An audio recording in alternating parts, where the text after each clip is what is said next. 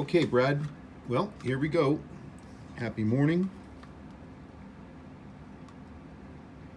It's a good watch.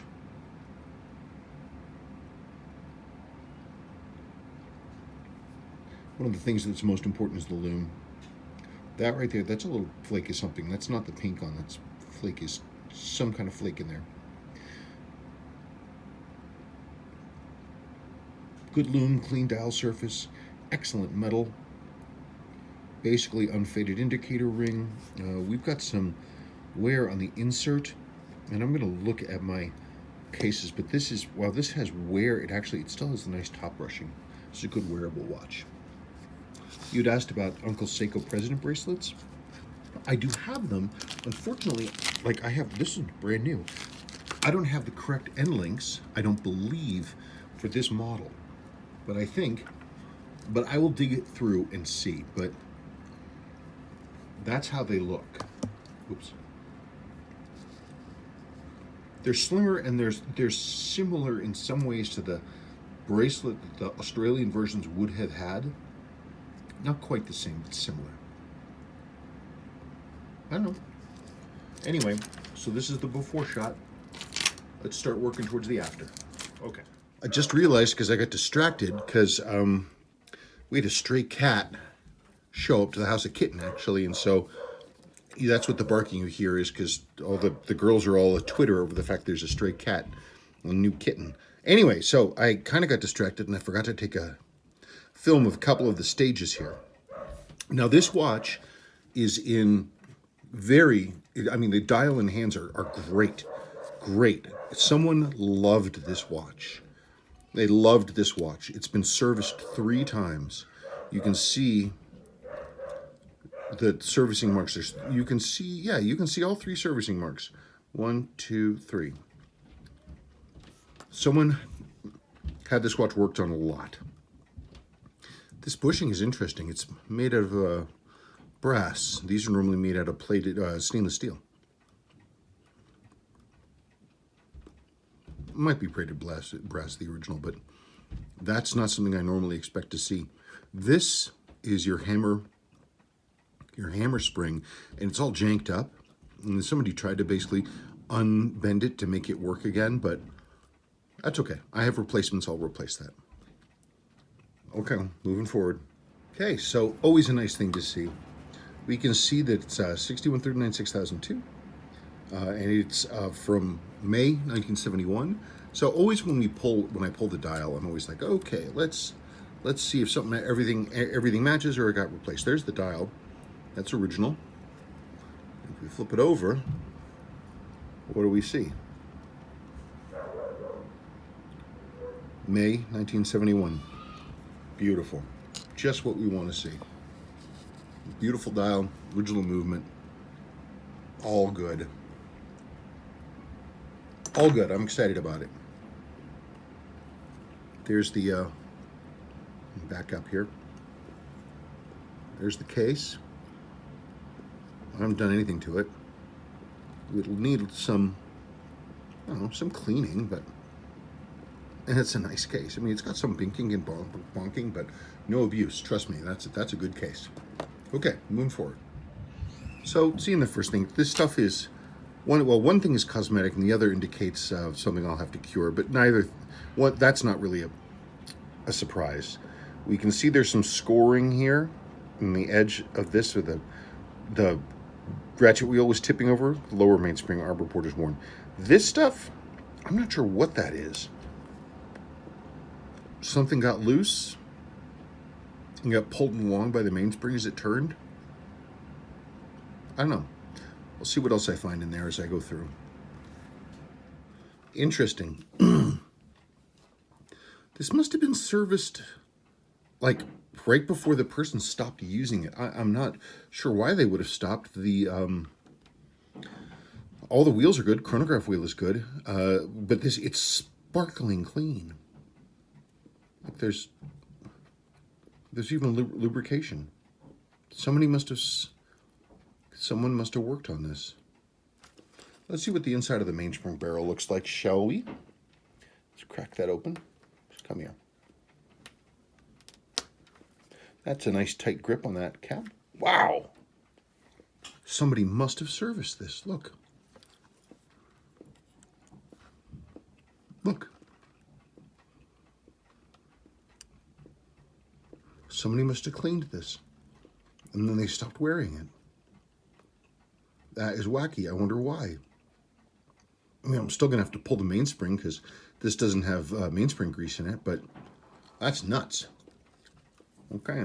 Well, it's a mystery. Let's move forward. This is one of the early 6139s that has all metal on the train gears. Of course, the finger is plastic, but they always were. Metal, metal, metal.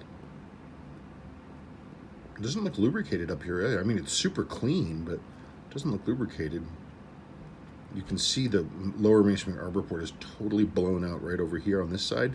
If you look at the thickness of the bevel around this hole, look over here, you can see how racked out that is. So we're going to machine that out and press in a jewel. That should be fun.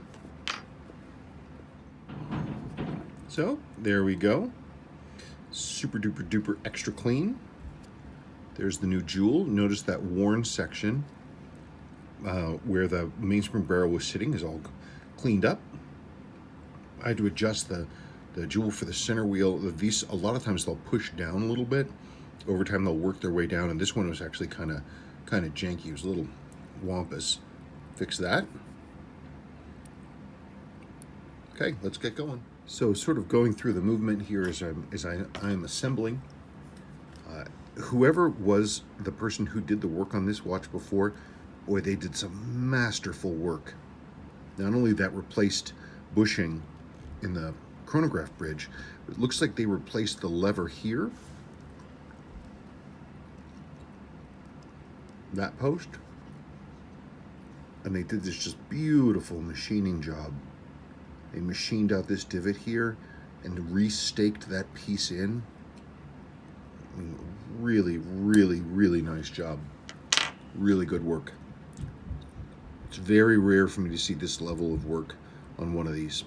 It just, somebody knew what they were doing. Good job. So the movement is going back together. It's just a couple interesting things, neither here nor there. See this right here? Zip, zip, zip. Looks like an N if you look one way, or a Z the other.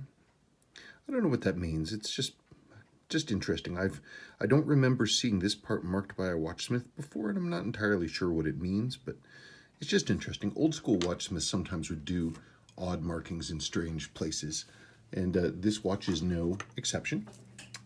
It's just cool that it's there. Another thing too to look at, which I think is neat, I don't know if you can really see the plating on the finish, the silver plating. It's sort of on the high points and in certain areas, like in here, it's a little worn off. It's down to the brass, but that's not from physical wear.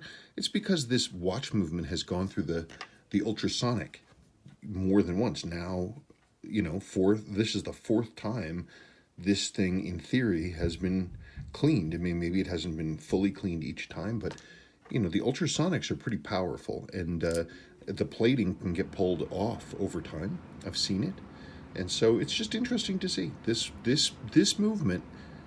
You know, it's a survivor, and it's gotten a lot of love over its life, and it's continuing. Anyway, moving on. There, by the way, is there's the chronograph wheel, the heart of the movement. That's the baby right there. That's the one. Okay, there we are. It's running in. We're getting preliminary numbers in now. It's still settling.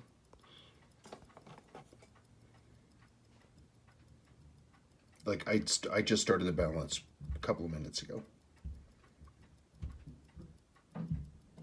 Did a quick adjust. It had a ton of beat error, but I did a quick adjust on it. I also had to correct the hairspring just a touch. It was bent right at the stud, and the hairspring was contacting the underneath of the bridge, but I corrected that.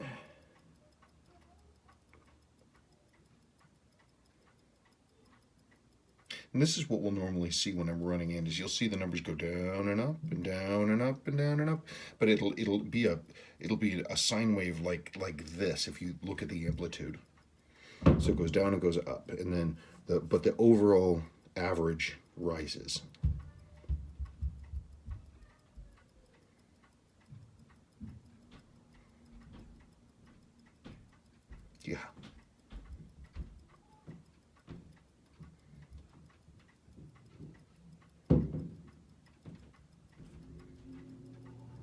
So I'm going to let that run in now. It's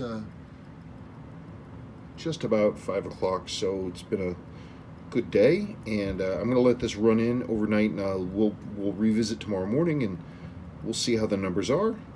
But so far, man, so far so good. I'm still not sure why this watch was serviced and then not worn anymore. I don't know what's up with that. The shock setting on the calendar side had no lubricant in it really, so the last servicing was quite some time ago. But it doesn't look like it got any miles at all after the last servicing.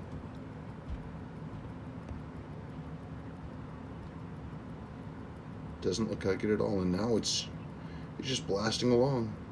Okay, let's revisit tomorrow morning and see how things are doing. Well, good morning. I flipped this over last night so that it could run over on both sides, which is nice. I like to get the oil moving around. I have turned it on. I've set the thing correctly. So it's about it's about what, 14 hours away from where I started it, which means it's run down about 25%. And that is where we are at right now. I have a little bit of beat error dial up, and I'm going to look at that. But we'll see how it's going. But it's nice and steady, and we've got flat accuracy top and bottom. I might be having a little bit of an issue still with that hairspring that I had to straighten out. But still, that's, it's not at full power, so let's move ahead. And I think that ought to do it. I think that ought to do it.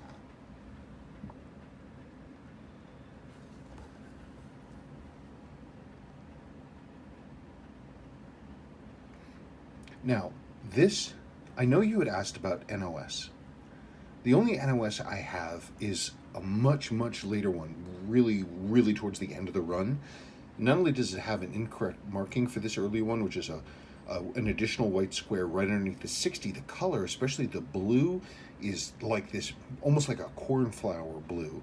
It's an odd piece. It's definitely original, but it's unusual, especially for this time. They didn't have that. So this insert has a couple marks on it. It's not new, but I chose this one because it had the best overall color, especially the red, nice and rich.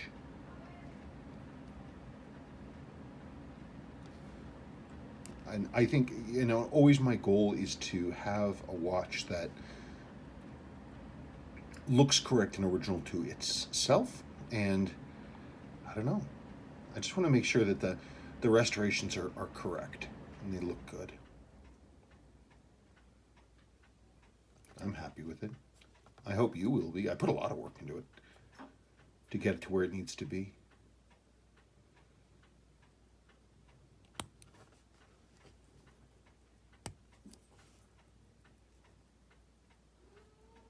And there it is. Pretty glorious, I think. That's a nice watch. That's a nice watch. And it will serve you well. I hope. No, I don't hope. I know it'll serve you well. Pretty good too.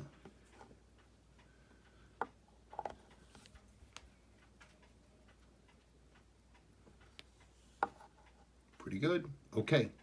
Thank you.